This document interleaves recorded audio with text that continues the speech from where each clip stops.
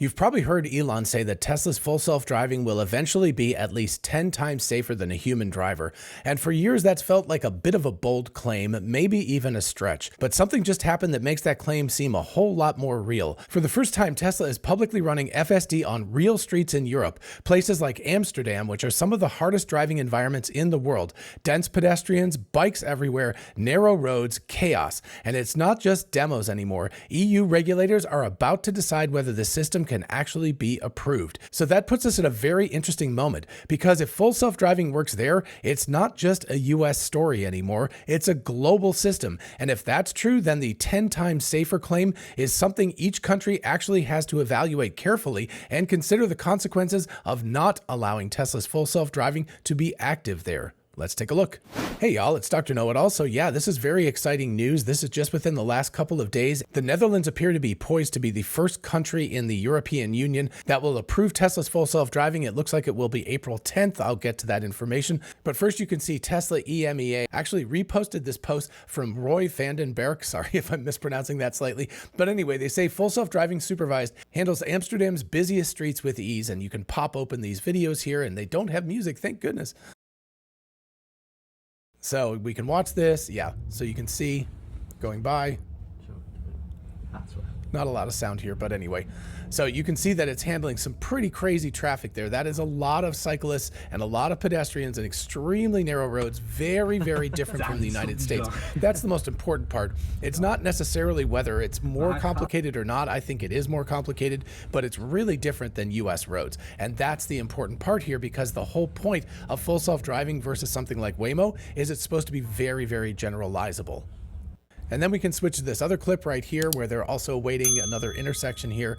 So if you've ever been to Amsterdam, it is absolutely beautiful, but it's also pretty chaotic. There's also trolleys going through the middle of town. There are boats in the canals. There are people, there are cyclists, there are pedestrians, there are houses. There's very, very narrow roads. There's a lot of stuff going on. And you can see that it's doing a fantastic job of not only dealing with it, but visualizing all the people, being very patient, working through all of this traffic to go where it needs to go at the proper pace, so it's not being dangerous. So again, the difference between this and most US cities, most US roads and everything is very large.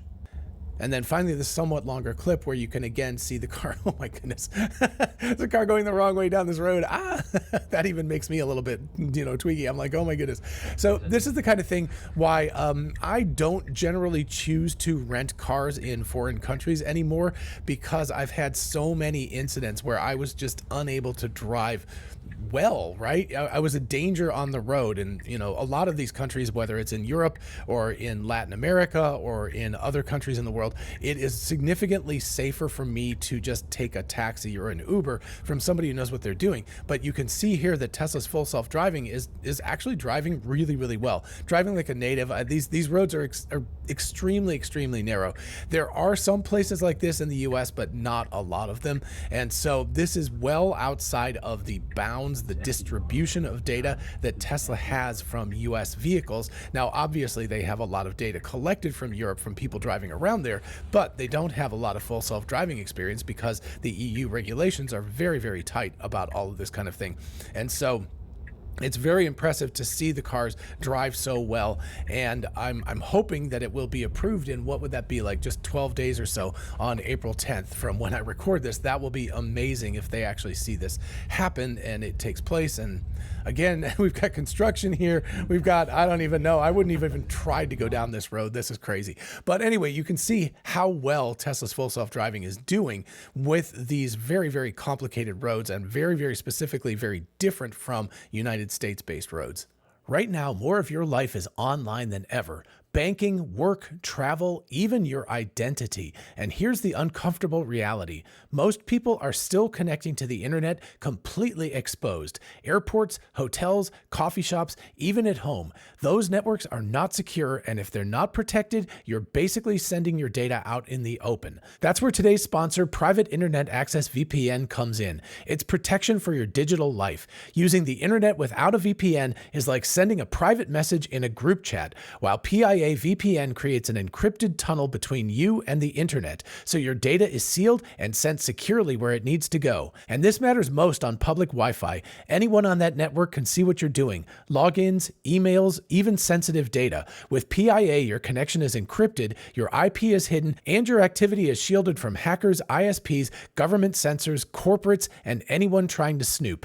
When I'm traveling, this is non-negotiable. I just open the app, hit connect, and I'm protected. And there's a second benefit that's easier to overlook. A lot of content online is region locked, such as streaming libraries, sports, even websites that change their accessibility depending on your physical location. PIA lets you change your virtual location across 91 countries and all 50 of the US states, so you can access content as if you're there. They've got over 30 million downloads, excellent rating on Trustpilot, and a strict no logs policy proven in court, and you can use it on unlimited devices. If you're online, and you are, you should be using this. Go to piavpn.com/drknowitall to get over 80% off, plus an extra 4 months for free. Plus, there's also a 30-day money-back guarantee, so there's no risk to trying it. Thanks again to Private Internet Access VPN for sponsoring this video, and now let's get back to it. And then we got a post from Sawyer Merritt that Elon reposted here. It's in German. I will leave a link to all of this in the description, of course, so you can watch it. But you can see this person is actually driving in Germany. I turned the volume down pretty far here because they're speaking in German. And so hopefully it won't be too distracting and everything. But you can see that they're getting in, and the German TV reporter testing Tesla's full self-driving supervised version 14 in the country in Germany as public transport in rural areas. I was genuinely impressed in the situations where we experienced the system. It worked perfectly and safely. I hadn't expected that, even in the bad weather and everything, and it continues on. And then Elon reposted this, so you can see it now has 34.2 million views, so good for Sawyer. Europe will love Tesla full self-driving, and this is where we get to the important part here. About the regulations and everything, due to the extreme regulatory burden of the EU, which in general stifles innovation in Europe. Tesla owners there have been stuck with basic lane following. So they've been using the version of the software that's 2020, 2021. It's about a half a decade old, and certainly not even the state of the art back then. So it's been very, very primitive compared to what it's going to be like now. And this is going to make a big difference. But the big difference between the US and the EU, I can't remember who said this. Maybe it was even Elon that has said this. But basically in the EU, in the United States, you do something and you beg for forgiveness, right? So you go out and do something. If it's not illegal right now, go ahead and do it. Try it out. And if it goes really, really wrong, they'll make laws and say you can't do that. In the European Union, it's all about saying you can't do it, you can't do it, you can't do it until the regulators say you're allowed to, and then you can do it. So rather than beg for forgiveness, you have to ask for permission in Europe. And that's what he's talking about here. And that's why it's taken a full half a decade to catch up to where the US is. But the hope of this is that when Amsterdam hopefully approves this, it will lead to many other EU countries because they will be a template, right? So all these countries, it's kind of like the United States. Let's say that the state of California blanket approved Tesla's full self-driving. Other states in the US would be able to follow much more quickly because even though they're different states, they're all part of the United States, and they could use the California regulations as a template to, copy paste into Texas, into Florida, into Georgia, and so forth and so on. So the goal would be the same thing here in the EU. You would copy paste this template from the Netherlands. Sorry, I think I keep saying Amsterdam. Anyway, you copy paste the Netherlands template and put it into these other countries, which will then allow you to move from one country to another with relative rapidity. And that would be the goal of all of this. Now, in the meantime, there is the weird effect of, let's say you were driving out of Germany into France or something, and say France had not allowed full self-driving yet, and Germany had. I don't know if Tesla would have to have some sort of geofencing where when the GPS sensed that you'd moved from Germany into France, it would downgrade everything and say, you're only doing lane following now. That seems like a little bit of a tough problem to deal with. But to be quite honest, the same thing is going to happen in the United States. If again, California says that it's legal, but Nevada says it's not, as you drive over the border from California into Nevada, is the car going to downgrade itself? It wouldn't be as extreme because in the whole United States, at least full self-driving supervised is enabled. So you would drive from one state to another, and rather than being able to take a nap, you'd have to keep your eyes on the road and be ready to take over at any second. So that would be different. But here it would be much more extreme. you'd go from very, very modern version 14 full self-driving way back to kind of version 9 point something or version 10 lane keeping. It would be extremely different between the two. So that will be an interesting interim challenge for Tesla to deal with as each of the countries rolls out full self-driving capabilities on its own. Hopefully that will all happen relatively quickly, but you could see a holdout country like Italy or especially Switzerland, which is not part of the EU, if I'm remembering correctly. I can't remember if Switzerland is its own thing. But anyway, let's just say that you're going from France into Switzerland or something like that, and Switzerland just decides that for the next 2 years you can't use full self-driving there. Well, then you're going to have to figure out how to do that downgrade as you go across the border. And that takes us to the second part of this video, which is about Tesla becoming or aiming to be 10 times safer than a human driver. And at what point is it unethical for a country or a state to decide that full self-driving is not allowed if it's demonstrably safer than a human driver? And to be quite frank, that's already the case with the combination of human plus full self-driving. With that combination of a Tesla driving itself and the human supervisor, it's already significantly safer. Anyway, this is from this morning as I record this, March 29th. I'll start with Elon's repost and then move down the chain here. Tesla AI full self-driving will be more than 10 times safer than human driving. That's the kind of big picture overall scope of this. And that is huge. That's very, very important because remember, if something is demonstrably safer, if seatbelts are demonstrably safer than no seatbelts in a car, then there's an ethical and probably a legal rationale for enforcing that seatbelts be put in vehicles in not just one state, but the United States overall can say all 50 states have to implement them. And this is the same sort of safety thing. If you can say humans are 10 times safer in a Tesla vehicle with full self-driving enabled than they are without it, should people be allowed to drive anymore without full self-driving capabilities? That's an interesting question, but that's what gets raised by these statistics. And so then we get to the actual clip. You can see 55.7 million views. Wow, it's incredible numbers of views. And by the way, my wife and I had one of these same experiences. I actually posted it. I'm going to find it in just a second and I'll attach it to the end of this clip because we didn't get any 55 million views, but we had the same kind of thing happen. Anyway, Tesla reposted here. Instead of simply braking after the fact, full self-driving is able to anticipate intent before a pedestrian even steps into the road. And you can see here in this clip, Devin Olson says, this clip showcases the difference between a human driver and Tesla full self-driving. Full self-driving sees the stupid person crossing the road at night and slows down for them. Meanwhile, a human driver from the other direction nearly runs down the pedestrian. So you can see her coming forward, and the person goes out into the road. Jeez. And so you can see that the Tesla had slowed down and said, I'm going to stop. And gosh, the guy went back out ahead anyway. It's just crazy because that second car was also coming. So it's just like, why are you doing this? Anyway, there are people who would just do whatever, but you can watch this again. You can see this guy just walks right out in front of that car and just barely doesn't get hit. So again, it's a stupid pedestrian. They definitely shouldn't have been crossing there, but Tesla's full self-driving saw that very, very clearly. So here I found the clip. We were already in the parking lot, so this is just me with my phone filming the actual security camera footage. So just give it a second here.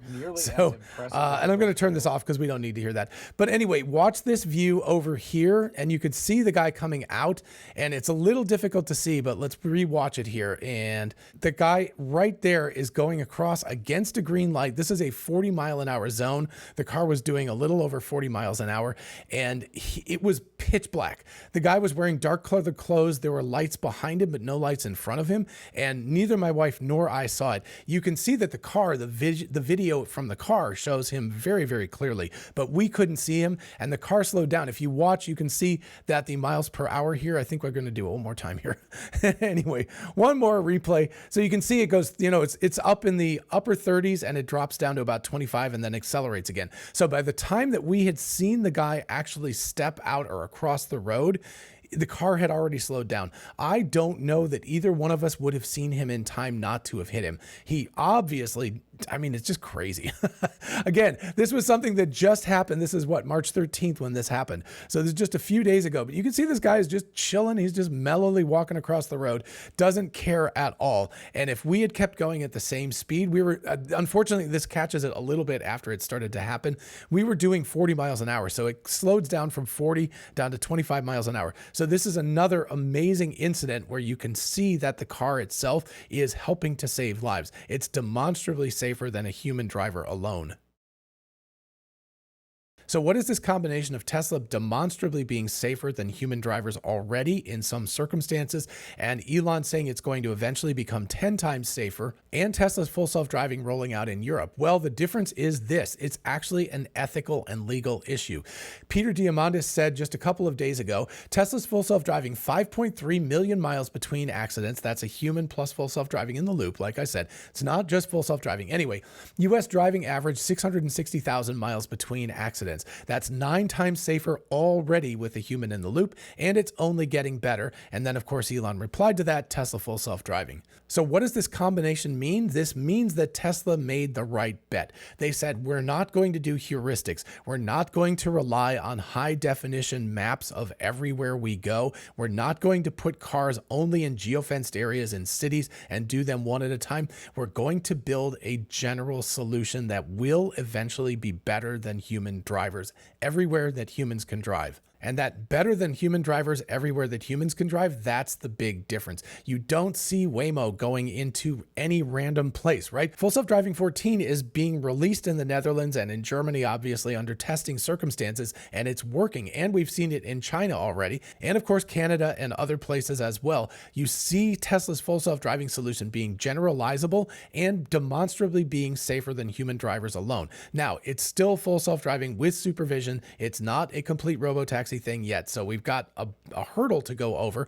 Obviously, they're testing that in the San Francisco Bay Area and Austin, Texas right now, and they're planning to expand that out relatively soon. Elon did say that by the end of 2025, we'd have it in like 10 or 12 cities. Obviously, that didn't pan out. He's always aggressive with his timelines. But even with those delays, what we're seeing is Tesla's full self-driving stack being robust. It's able to deal with out-of-distribution data. It's able to drive in Europe when it has not driven in Europe before. Yes, it's collected data there, but it's primarily trained on the United States, and yet it's able to transfer over to Europe relatively easily, even though things are very, very different between the US and Europe. And the European Union, of course, being extremely highly regulated, if the data shows that these vehicles plus human supervision are, for example, 9 times safer than humans on their own, then they will really have no choice but to approve full self-driving there. And so we can check back in a couple of weeks after hopefully the Netherlands will allow full self-driving to, be rolled out there in general. We can check back in a few weeks and see how it's going. And as long as it's going well, we should see other countries. I would expect Germany to go relatively quickly after that, but we should see many other countries in the EU over the course of the rest of 2026 and maybe into 2027 decide that they will allow full self-driving there as well. And at that point, if the data continues to accrue that full self-driving with supervision under human supervision is as much safer as it is in the United States, it starts to become really ethically and legally questionable if any of the European Union countries can still say no to allowing Tesla's full self-driving to be rolled out there. And quite honestly, after using it in the United States for as long as I have and my wife has, under many circumstances, I allow the car to drive because I feel like I would not be as safe of a driver anymore, especially at night. I'm not that young anymore. I don't see that well at night anymore. Especially at night, I feel like it is substantially better for the car to drive itself than for me to do so. So as a person, ethically, I feel like it's better for the car to drive me under many circumstances now. And I think that as more data is collected and as more people, and especially as more regulators, realize that this is the case, that it will become very imperative to allow Tesla's full self-driving with supervision to roll out as widely as possible. Alrighty, folks, that's what I've got for you today. Let me know in the comments what you think about all of this. While you're down there, if you don't mind liking the video, it really helps other people to find it. And if you want to really, really help out the channel, we're at 95,000. I would love to get to 100,000 subscribers in 2026. You can help simply by hitting the subscribe button and the bell notification icon. Thank you so much. And finally, a big thanks once again to Private Internet Access VPN for sponsoring today's video. Be sure to check my link in the description to get over 80% off and an extra 4 months free, and I will see you in the next video. Bye-bye.